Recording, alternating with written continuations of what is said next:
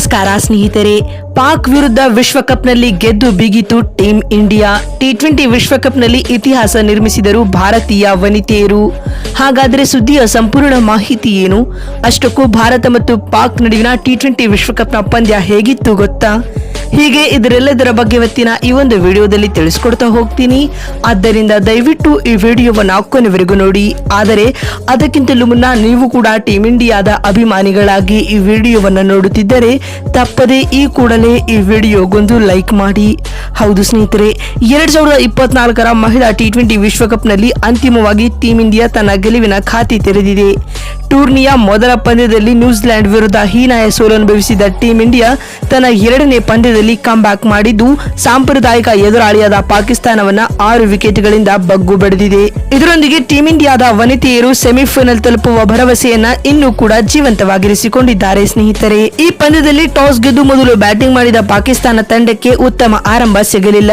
ಮೊದಲ ಓವರ್ನಲ್ಲಿ ರೇಣುಕಾ ಸಿಂಗ್ ಗುಲ್ ಫಿರೋಜ್ ರವರನ್ನ ಶೂನ್ಯಕ್ಕೆ ಪೆವಿಲಿಯನ್ ಗಟ್ಟಿದರು. ನಂತರ ಎರಡನೇ ವಿಕೆಟ್ಗೆ 24 ರನ್ಗಳ ಜೊತೆ ಆಟ ಕಂಡು ಬಂದಿತು.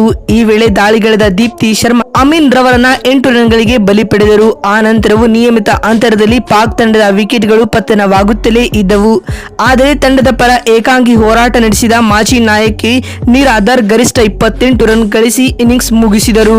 ಸೀದಾ ಅವರು ವಿಕೆಟ್ನಲ್ಲಿ ನಿಲ್ಲದೆ ಹೋಗಿದ್ದರೆ ಪಾಕ್ ತಂಡವು ಶತಕದ ಗಡಿಯೂ ಕೂಡ ದಾಟುತ್ತಿರಲಿಲ್ಲ. ಸೀದಾಗೆ ಸಾಥ್ ನೀಡಿದ ನಾಯಕಿ ಫತಿಮಾ 13 ರನ್ಗಳ ಕಾಣಿಕೆ ನೀಡಿದರು. ಕೊನೆಯಲ್ಲಿ ಸಯ್ಯಾದ ಅರೂಬ್ ರವರು 14 ರನ್ಗಳ ಇನ್ನಿಂಗ್ಸ್ ಆಡಿದರು. ಸ್ನೇಹಿತರೆ, ಇದರೊಂದಿಗೆ ಪಾಕ್ ತಂಡವು ನಿಗದಿತ 20 ಓವರ್ಗಳಲ್ಲಿ 8 ವಿಕೆಟ್ ಕಳೆದುಕೊಂಡು 105 ರನ್ ಕಲೆ ಹಾಕಿತು. ಸ್ನೇಹಿತರೆ, ಟೀಂ ಇಂಡಿಯಾ ತಂಡದ ಪರ ಅರುಂಧತಿ 3 ಹಾಗೂ ಶ್ರೀಯಾಂಕಾ ಪಾಟೀಲ್ 2 ವಿಕೆಟ್ ಹಾಗೂ ರೇಣುಕಾ ಶರ್ಮಾ ಮತ್ತು ದೀಪ್ತಿ ಶರ್ಮಾ ತಲಾ 1 ವಿಕೆಟ್ ಪಡೆದುಕೊಂಡರು. ಪಂದ್ಯ ಗೆಲ್ಲಲು 106 ರನ್ಗಳ ಸುಲಭ ಗುರಿಯನ್ನ ಬೆನ್ನಟ್ಟಿದ ಟೀಂ ಇಂಡಿಯಾಗೆ ಉತ್ತಮ ಆರಂಭ ಸಿಗಲಿಲ್ಲ. ಸ್ಮೃತಿ ಮಂದಾನ ಕೇವಲ 7 ರನ್ ಗಳಿಸಿ ಪೆವಿಲಿಯನ್ ಸೇರಿಕೊಂಡರು. ಆ ಬಳಿಕ ಜೊತೆಯಾದ ಶಫಾಲಿ ವರ್ಮಾ ಹಾಗೂ ಜೆಮಿಮಾ ರೋಡ್ರಿಗಸ್ ತಂಡಕ್ಕೆ ಆಸರೆಯಾಗಿ ನಿಂತರು.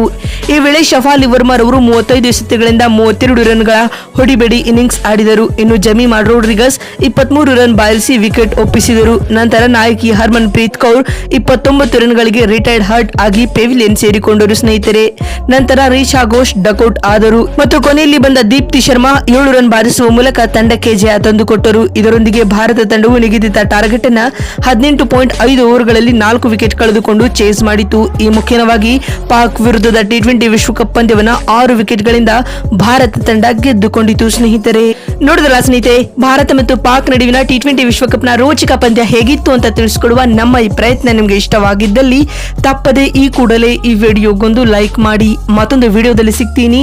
ಅಲ್ಲಿವರೆಗೂ ನಮಸ್ಕಾರ.